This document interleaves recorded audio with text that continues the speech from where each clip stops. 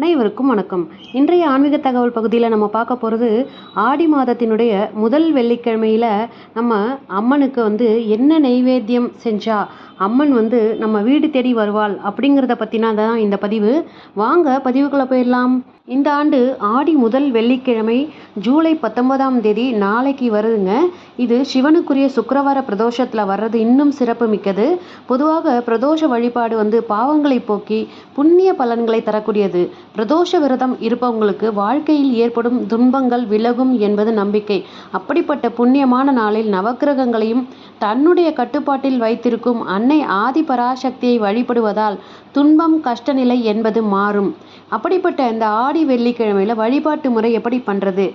ஆடி முதல் வெள்ளிக்கிழமையில் வீட்டில் பஞ்சமுக தீபம் அப்படின்னு சொல்லப்படுற 5 முக விளக்கை ஏற்றணும். அது நெய் விளக்காகவோ நல்லெண்ணெய் விளக்காகவோ இருக்கலாங்க. ஆனால் அன்னைக்கு பஞ்சமுக தீபம் ஏற்றி வழிபடுறது மிகவும் சிறப்புக்குரியது. அன்றைய தினம் லலிதா சஹஸ்ரநாமம் படித்து வழிபட வேணுங்க. லலிதா சஹஸ்ரநாமம் சொல்ல தெரியாதவங்க அந்த பாடலை வீட்டில் வெளில போட்டு கேட்டோ நம்ம அதை நம்ம அர்ச்சனை செய்யலாம். அந்த ஸ்லோகத்துக்கு நம்ம பூக்களாலையும் குங்குமத்தாலையும் நம்ம அர்ச்சனை செய்யலாம். திருவிளக்கை அன்னைக்கு அம்மனா பாவிச்சு ஒரு மனையில் கோலமிட்டு அதன் மீது திருவிளக்கை வச்சு அதற்கு குங்குமத்தால் அர்ச்சனை செஞ்சு வழிபடுறதும் சிறப்பானதுங்க. இதையும் சிலருக்கு வழக்கம் இருக்கிறவங்க அதை செய்வாங்க. அம்மனுக்கு ஆடி முதல் வெள்ளிக்கிழமை அன்னைக்கு சர்க்கரை பொங்கல் வடை நிவேதனம் செஞ்சு வழிபடுறதும் வழக்கம்.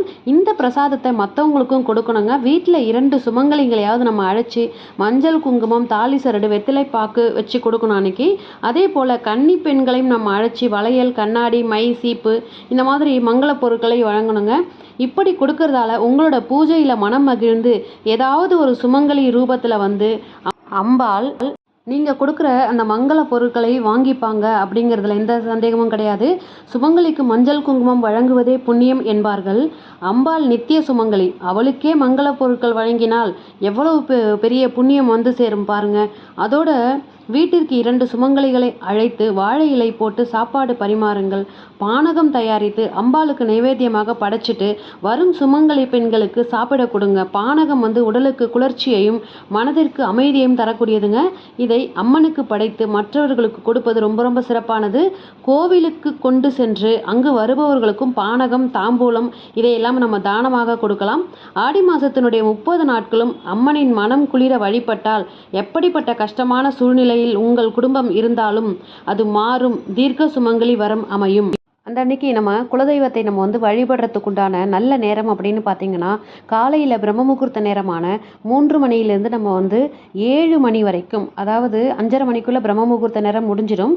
ஆனால் 6 மணிலேருந்து 7 மணி வரைக்கும் சுக்கிர ஓரை இருக்கிறதால நம்ம அந்த நேரத்தையும் நம்ம பயன்படுத்திக்கலாம். தப்பே கிடையாது. அவ்வளவு காலையில் என்னால் பூஜை பண்ண முடியாது அப்படின்னு நினைக்கிறவங்க நம்ம ராகு காலத்திலையும் நம்ம 10:12 ராகு காலம், அந்த நேரத்தையும் நம்ம பயன்படுத்தி கொள்ளலாம்.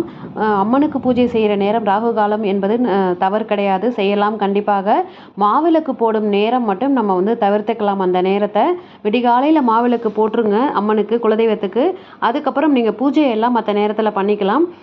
அதுக்கப்புறம் பார்த்தீங்கன்னா அபிஜித் முகூர்த்தம் அப்படின்னு சொல்லப்படுற 11:45 12:15 வரைக்கும் இருக்கிற இந்த நல்ல நேரத்திலேயே நம்ம அம்மனுக்கு குலதெய்வ வழிபாடு மேற்கொள்ளலாம். இதையும் தவற விட்டீங்க அப்படின்னா மாலையில் பிரதோஷ நேரமான 4:30 மணியிலிருந்து நீங்கள் 9 மணி வரைக்கும் உங்களுக்கு டைம் இருக்குது நாளைக்கு உங்கள் குலதெய்வ பூஜையை முடிக்கிறதுக்கு. ஸோ எந்தவித பிரச்சனையும் இல்லாமல் நீங்கள் நிதானமாக உங்களுடைய பூஜையை மேற்கொள்ளலாம்.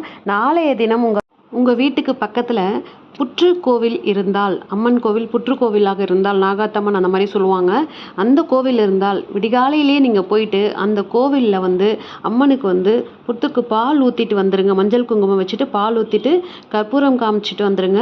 இது ரொம்ப ரொம்ப விசேஷமான பரிகாரம் இது. இதை கண்டிப்பாக நாளைக்கு ஆடி வெள்ளிக்கிழமையில் செஞ்சுருங்க. உங்களால் முடிஞ்சால் 5 வெள்ளிக்கிழமையும் செய்யுங்க. முடியாதவங்க எத்தனை வெள்ளிக்கிழமை முடியுமோ செய்யுங்க. இது மிகச்சிறந்த பலனை கொடுக்கக்கூடியது உங்களுக்கு. இந்த ஆடி மாதத்தில் உங்கள் எல்லோருக்கும் அம்மனுடைய அருளாசீர்வாதம் கிடைக்கணும் அப்படின்னு வேண்டிக்கிட்டு இன்றைய ஆன்மீக தகவலை நான் இதோட முடிச்சுக்கிறேன். மற்றும் ஒரு ஆன்மீக தகவல் பகுதியில் சந்திக்கிறேன். இந்த பதிவு உங்களுக்கு பிடிச்சிருந்ததுன்னா இந்த பதிவுக்கு ஒரு லைக் கொடுத்துட்டு உங்கள் ஃப்ரெண்ட்ஸ் அண்ட் ஃபேமிலிக்கு ஷேர் பண்ணி பாருங்கள். நன்றி, வணக்கம்.